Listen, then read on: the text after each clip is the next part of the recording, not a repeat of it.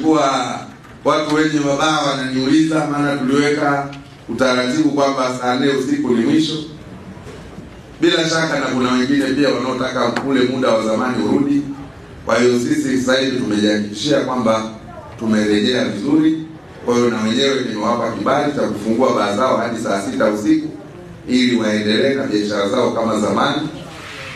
Lakini waendelee kutoa ushirikiano kwa serikali wanapoona kwamba kuna mambo ambayo hayako sawa.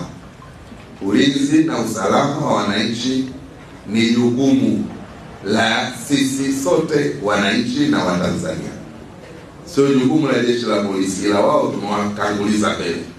Lakini sisi wananchi ndio walinzi namba 1.